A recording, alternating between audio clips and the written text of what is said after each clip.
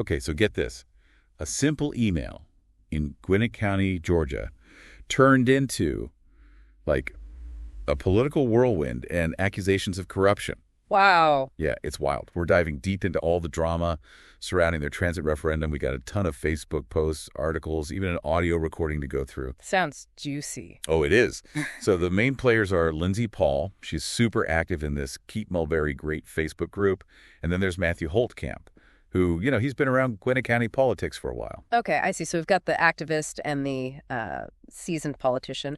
What sparked this whole thing? Well, Matthew sent this email to Gwinnett County asking for voter data. That seems pretty normal, right? People involved in politics need that kind of information. Exactly, you'd think so. Yeah. But Lindsay saw this as like a direct attack on State Representative Chuck Estration, who's actually the House Majority Leader. She posted on Facebook accusing Matthew of some, secret plot to undermine Chuck. Wait, so Chuck Estration wasn't even involved in the email? Not directly, no. But he's a big figure in the background of all of this. It just goes to show how, one piece of information can get twisted, especially when politics are involved. People see what they want to see, I guess. Totally. So Lindsay's post starts blowing up, turning this totally routine request into a full-blown conspiracy theory. But here's the thing. Matthew, he saw all these accusations and tried to clear things up in the comments. He said he just wanted to help potential city council candidates, give them a better idea of the voters. He even said that the community is blessed to have Chuck Estration. So he's trying to calm things down, make it clear he's not going after Chuck Estration. Exactly. But Lindsay wasn't having it. She went even harder, calling Matthew a liar. And then, to make things even crazier, Chuck Estration's wife, Ashley, jumps into the comments. Uh-oh. Spouses getting involved is never a good sign. Oh, it was explosive. She called Matthew's request disgusting and gross, and even accused Gwinnett County leaders of being corrupt. Wow, so it went from 0 to 60 real quick. Yeah, totally. And this whole email thing, it actually ties into a much bigger issue happening in Gwinnett County, a super controversial transit referendum. Ah, so there's even more to this story. Oh, yeah. This referendum has become like a focal point for all sorts of frustrations. People are worried about government spending, their taxes going up. It's tapping into all these deep anxieties people have about the role of government and public services. Right. Transit projects can be super divisive. It's about more than just buses and trains. It's about, people's values. Exactly. And of course, Lindsay Paul is right in the middle of this whole debate, too. Figures. So she's not just against Matthew Holtkamp, she's against the whole transit referendum, too. She's a big critic of it, yeah. Super active in those Facebook debates. But she's not the only one. One of the most outspoken opponents is Bobby Howard, who's actually running for county commissioner. He went viral with this Facebook post where he's riding a completely empty Gwinnett County bus. Oof. I can see how that image would get people riled up. That's a powerful visual. Totally. And his caption reads, "Empty buses don't deserve a 30-plus year tax increase of 1%. He says there has to be a better way to solve Gwinnett's transportation problems than this $17 billion tax burden. So he's hitting on that fear of government waste, using that image of the empty bus to make his point. Classic tactic. It's effective, right? But here's the thing. That photo doesn't tell the whole story.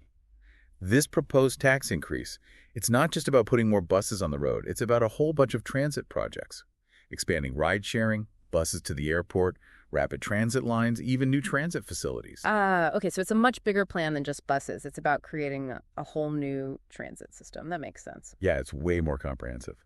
But even with all that, there are still legitimate concerns about the cost. $17 billion is a huge number.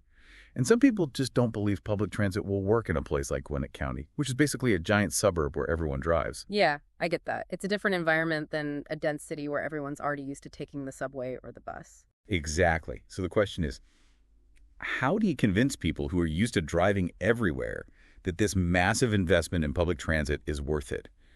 How do you get them on board? That's the challenge, isn't it? And it's not just about convincing them it's worth it financially. It's about addressing their deeper concerns about government overreach, individual freedom, all of that. Right. It's about more than just dollars and cents. It's about values and beliefs. Exactly. So we've got this email drama, this heated transit debate, and all these underlying tensions about government and individual rights. It's a lot to unpack. It is, and we're just getting started. So you're probably wondering how this whole transit debate connects back to that email drama with Lindsay and Matthew. Well, it goes deeper than just Lindsay being involved in both. Yeah, it feels like there's this, undercurrent of tension, this distrust running through Gwinnett County politics. Exactly. Remember that photo of the empty bus that went viral? That was Bobby Howard, and he's also a big critic of the transit plan, just like Lindsay. He's tapping into this fear that a lot of people have, that their tax money is going to be wasted on projects that don't actually help the community. It's like that whole, I'm all for progress, but don't raise my taxes mentality. Right. But progress often comes with a price tag, and that's where things get tricky. How do you convince people that a project like this, a big one, is worth that cost? How do you get them to trust that it's a good investment?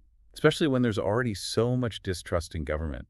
People are skeptical, and it's hard to blame them sometimes. Okay, so let's switch gears for a minute and talk about that audio recording Lindsay posted on Facebook. Remember that? It's a conversation between her and Matthew Holtkamp, and it really gives us a glimpse into Lindsay's perspective. Yeah, that recording is intense. You can just hear the frustration in Lindsay's voice when she's talking about how she's been treated by the county. One of the things that really stood out to me was how angry she was that they told her to communicate through the county attorney, Mike Ludwigczak. She felt like they were trying to silence her, prevent her from getting answers. Yeah, she even uses the word discrimination. She thinks she's being treated unfairly because she's been outspoken and critical in the past. It makes you wonder about transparency in government. If someone like Lindsay, who's clearly persistent, can't get the information she's asking for, what hope does the average person have? Right. It's like trying to navigate a bureaucracy, and it can be really frustrating. You hit all these roadblocks, and you feel like you're not being heard. Well, and remember that email we mentioned earlier, the one from Mike Ludwigczak to Lindsay, where he basically shut down any further discussion about her attorney fees. Oh, yeah, the one where he said it wouldn't be productive. Exactly. So, you can see why she's so frustrated. She feels like she's tried to work within the system, but she keeps hitting these walls. And when people feel like they're being ignored, that can easily turn into anger and distrust. Absolutely. It feeds the sense that the system is rigged, that those in power don't care about the average person. Which brings us to Lindsay's motivation, right? She wants to expose what she sees as corruption within the county government. She's not just complaining, she's actively trying to hold people accountable. She even talks about running for office, basing her whole campaign on this experience. Wow, so she might actually jump into the political arena herself. That'd be interesting to see. Now, we can't know for sure what's motivating Lindsay. Is she genuinely concerned about corruption, or is this more about personal grudges? It's probably a bit of both. Yeah, people are complicated. Their motivations are rarely black and white. So let's go back to the audio recording for a minute. There were a few things that really stuck out to me. Okay, what were they? Well, like I said, she was furious that they were making her communicate through the county attorney, especially because she sees herself as the victim in all of this. This felt like they were dismissing her, right? No. Adding insult to injury. Exactly. And it reminds us that these political battles are often very personal for the people involved. They're not just abstract arguments about policies. They're about people's lives and their homes and their communities. And speaking of personal, Lindsay also talks about how she was in the process of filing a property tax appeal. She said the county systems weren't up to date, and she was worried this whole thing could hurt her family financially, even put their home at risk. Oh, wow. So it sounds like this whole ordeal started with a property tax issue, and then it just kind of spiraled from there. Yeah, and it makes you wonder if there are bigger problems with the county's record keeping and data management. Yeah. If Lindsay's having these issues, how many other people are too? Right. It raises some serious questions about transparency and accountability. If the systems aren't accurate and reliable, that could have huge consequences for people. Definitely. Oh, and there's another thing she mentions in the recording. She talks about a special DOT project that was done at her house. She says it's not right, wouldn't pass any kind of compliance. So her concerns go beyond just property taxes and voter data. It sounds like she's worried about safety issues related to infrastructure projects. She's feeling let down by the county on multiple levels, which is why she's so angry. And that feeling of being ignored, it can really damage people's trust in government. It makes them cynical, and it can even lead to conspiracy theories. So even in a situation like this, where it all started with a seemingly simple email request, there are all these deeper layers of personal experience and frustration. Exactly. Now, throughout the recording, Matthew Holtkamp is mostly trying to stay neutral. He acknowledges that Lindsay's upset, but he's also trying to explain the county's perspective. He's almost like a mediator, trying to find some middle ground. But Lindsay's not interested in compromise at this point. She's convinced that there's something shady going on, and she's not going to back down. It's that classic David and Goliath scenario, the individual citizen against the big, powerful institution. Right, and it's easy to feel powerless in that situation. Like you're up against a brick wall. Okay, but here's something interesting. Remember how Lindsay accused Matthew of trying to unseat Chuck F. Stration in that Facebook post? Yeah, the whole voter data conspiracy theory. Well, in the audio recording, Lindsay actually praises Chuck F. Stration. She even calls him a diamond in the rough. Wait, seriously, that seems completely contradictory? It does, but it also shows how complicated this whole thing is. Lindsay seems to be more angry at the county government as a whole, and Mike Ledvitzak in particular, than she is at Chuck F. Stration himself. So her anger is kind of all over the place, directed at anyone she sees as part of the problem. Exactly. People's actions don't always fit into neat little boxes. And sometimes personal grievances can overshadow political differences. Okay, so towards the end of the recording, Lindsay drops a bomb. She says that she and her husband are thinking about running a campaign based on their experience with the county. Wow, so she's not just talking about exposing corruption. She's thinking about getting into politics herself. It seems like she's reached a point where she feels like she has to be part of the system to change it. That would be wild. I'd love to see how that plays out. It'll be interesting for sure. One thing's for certain. This Gwinnett County saga is far from over. So what can we take away from this deep dive into the audio recording? We've heard Lindsay's side of the story, her anger, her frustration, her feeling that she's been wronged. But we've also heard something deeper. This feeling of betrayal, this sense that the institutions that are supposed to serve her have let her down. And that feeling, whether it's justified or not, can have a big impact on how people view their government and their community. It erodes trust, it creates cynicism, and it makes it harder to have productive conversations about these complex issues. So as we continue to unpack this whole Gwinnett County situation, it's important to remember that behind all the political drama and the Facebook feuds, there are real people who are deeply affected by these issues. And understanding their perspectives is crucial if we want to move beyond the drama and find some common ground. Which brings us back to the core of our deep dive. How do we deal with these complex and often controversial issues in a way that promotes understanding and builds trust and leads to positive change? That's the big question, and there's no easy answer. But I think it starts with recognizing that we all have a role to play in shaping the conversation, both online and in our communities. We have to be aware of our own biases, be willing to listen to different viewpoints, and engage in respectful dialogue, even when we disagree. And we have to hold our elected officials accountable for creating a government that's more transparent and responsive to the needs of its citizens. Okay, so let's shift gears back to the transit referendum for a minute. We've talked about the emotional and personal aspects of this debate, but we also need to look at the practical side of things. Absolutely. We need to get into the specifics of the proposed plan. What are the routes? What kind of technology are they planning to use? How will it connect to the existing transportation infrastructure? What's the impact going to be on traffic, commute times, the environment, all of that? These are all critical questions, and we need to have answers if we're going to have a real informed discussion about the future of transportation in Gwinnett County. And don't forget about that mention of Hungary's successful public transit system. Sometimes it's helpful to look at what other communities are doing, what's working for them. It's like getting a fresh perspective. Maybe we can learn from their successes and their mistakes and figure out what might work for us. Exactly. We need to broaden our thinking and realize that there's no one-size-fits-all solution. Every community is different, with its own unique challenges and needs. The best solutions usually come from collaboration and a willingness to learn from each other. And that's what we're all about, right? Taking a deep dive into these complex issues. It's easy to get bogged down in all the details when you're talking about something as complicated as this transit referendum.